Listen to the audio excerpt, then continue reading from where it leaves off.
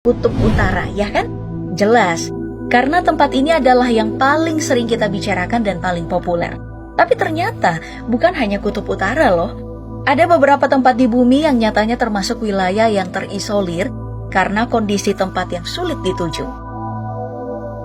Salah satunya adalah kota yang terletak di paling utara di dunia, tepatnya di Pulau Svalbard, Norwegia, dan hanya berjarak 1000 km dari Kutub Utara.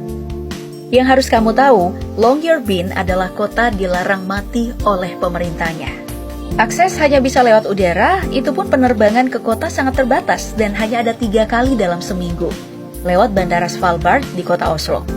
Meski tergolong terpencil, nyatanya kota dengan luas wilayah sekitar 242 km persegi ini menjadi salah satu kota dengan penduduk terbanyak di Kepulauan Svalbard, dengan jumlah penduduk sebanyak 2.400 jiwa.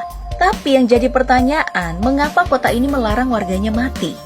Alasannya sih sederhana, karena cuaca tanah yang berada pada titik beku 0 derajat Celcius membuat mayat tidak akan pernah membusuk dan dapat menimbulkan penyakit bagi warga yang masih hidup.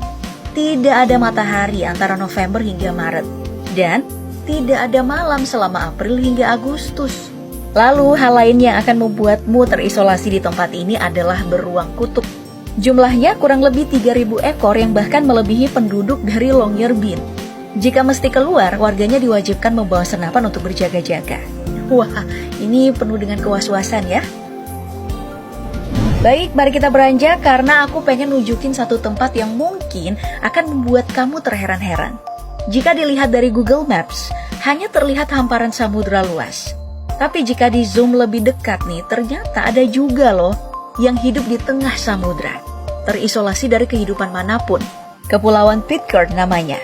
Letaknya itu di Samudra Pasifik di antara benua Australia dan Amerika Latin. Kepulauan Pitcairn terdiri dari 4 pulau.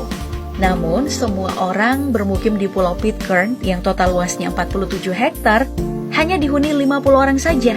Kehidupan sungguh benar-benar jauh dari mana-mana. Bayangkan, negara yang paling dekat aja yakni Tahiti, jaraknya itu 2.353 km. Nggak ada bandara pula. Jadi, satu-satunya cara untuk bisa sampai ke sini adalah terbang ke Haiti, lalu lanjut ke Mangareva di Kepulauan Gambir, Polinesia, Prancis. Dari sini, kamu harus naik kapal lagi nih dengan menempuh perjalanan selama 32 jam. Tapi menariknya, pulau ini telah dihuni sejak abad ke-15 oleh orang-orang Polinesia yang bekerja sebagai nelayan. Dan kabarnya orang-orang Inggris juga menetap di sini setelah melakukan ekspedisi di Samudra Pasifik. Secara administratif, Kepulauan Pitcairn masuk dalam negara persemakmuran Inggris. Ada satu pulau lagi yang menjadi wilayah persemakmuran Inggris. Letaknya berada di kawasan Samudra Atlantik Selatan, sekitar 4.000 km dari Rio de Janeiro dan 1.850 km dari pesisir Afrika. Pulau ini dijuluki Pulaunya Napoleon, karena dulunya Napoleon diasingkan di sini. Wilayahnya itu hanya seluas 121 km persegi dengan didominasi gunung-gunung vulkanik. Saint Helena, pulau cantik yang sulit terjamah. Sebelum ada bandara nih, siapapun yang ingin berkunjung ke pulau ini harus menempuh perjalanan pulang pergi selama 2 minggu menggunakan kapal. Oke, bandara emang ada, tapi kondisi angin kencang membuat banyak orang-orang yang bawa pesawat itu berpikir untuk mendarat. Penerbangan hanya ada seminggu sekali, itu pun kalau cuacanya bersahabat. Bandara Saint Helena bahkan disebut sebagai bandara paling tidak berguna di dunia. Harga tiketnya juga sangat mahal kabarnya. Dulu tempat ini lebih terisolasi lagi dari sekarang. Kapal biasanya hanya datang sebulan sekali untuk membawa keperluan penduduk. Dan itu pun ya terbatas. Mereka harus benar-benar menyusun strategi untuk bisa bertahan dengan membeli keperluan dapur untuk sebulan ke depan. Dulunya juga tempat ini sangat ramai. Namun, 2 keluarga meninggalkan pulau setiap kapal datang karena yaitu nggak mampu bertahan hidup. Dan kini, hanya tersisa sekitar 4.500 penduduk. Masih ada lagi yang terpencil dari Saint Helena ini? Masih ada sayang. Pulau ini disebut berdekatan dengan Saint Helena, yang artinya masih berada di tengah-tengah Atlantik antara Afrika Selatan dan Amerika Selatan. Tristan da Cunha, pulau yang terhalang gunung dan dihadang oleh laut. Inilah pulau yang paling terisolasi di dunia. Luasnya itu sedikit lebih besar dari Saint Helena, yakni 200 km persegi. Namun, penduduknya hanya dihuni 267 orang saja. Tidak ada bandara seperti di Saint Helena. Cara untuk menempuh Pulau Tristan da Cunha yaitu kamu harus pergi ke Cape Town, Afrika Selatan. Setelah itu naik kapal penumpang. Hanya ada satu kapal penumpang yang bernama RMS Saint Helena. Itu pun ya, hanya setahun sekali berlayar dan gak sampai ke Tristan da Cunha. Dan kalau kamu gak mau nunggu lama, kamu bisa numpang perahu layar untuk menyeberangi Samudra Atlantik Selatan selama 18 hari. Dengan apa? Dengan gelombang laut yang paling ganas. Saat mendekat ke pulau, berdoalah agar anginnya reda dalam waktu yang cukup lama, sehingga kamu bisa berlabuh dan turun dari kapal. Terus ya, jangan pernah punya ekspektasi tinggi dengan pulau ini.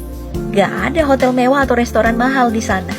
Kamu juga harus terbiasa dengan listrik yang terbatas, dan kabarnya, sinyal internet di pulau ini sangat-sangat buruk.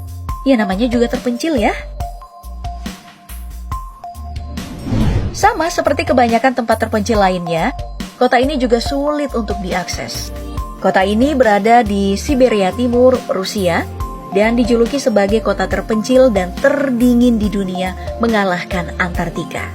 Oymyakon adalah kota dengan suhu rata-rata mencapai minus 50 derajat Celcius. Bahkan, suhu di sini pernah menyentuh minus 71 derajat Celcius. Dan ketika musim dingin, penduduknya akan hidup dalam kegelapan selama 21 jam setiap harinya. Namun anehnya, kota ini masih dihuni oleh 500 manusia. Gak ada bercocok tanam karena kondisi tanah yang beku dan hanya bisa makan daging lah. Untuk sampai di tempat ini, kamu harus terbang ke kota terdekat yakni Yakutsk. Dan setelah itu harus menempuh perjalanan selama 2 hari dengan menggunakan mobil. Dan jangan lupa, kalau ini adalah kota paling dingin di dunia. Jadi, kenakan jaket yang paling tebal, karena suhu di sini bahkan bisa membuat bulu matamu membeku. Serius. Tapi sebaiknya kamu emang gak perlu kesini sih. Dan pembahasan terakhir kita adalah sebuah negara kecil yang bahkan gak punya pemerintah dan hanya mengandalkan subsidi dari Selandia Baru. Letaknya berada di antara Hawaii dan Selandia Baru. Negara ini dikenal dengan nama Tokelau atau kadang-kadang juga disebut negara tanpa pemerintah. Total wilayahnya hanya sebesar 10 km persegi saja, yang terdiri dari kawasan koral dengan jumlah penduduk hanya sekitar 1.400 jiwa. Untuk bisa sampai ke sini, hanya ada akses menggunakan kapal dari Samoa dan memakan waktu 1 hari. Itu pun tidak ada pelabuhan atau dermaga di sana. Jadi, barang atau penumpang harus dipindahkan ke kapal kecil. Saking terisolasinya, saat pandemi COVID-19 melanda dunia, Tokelau adalah salah satu negara dengan 0 kasus yang dilaporkan.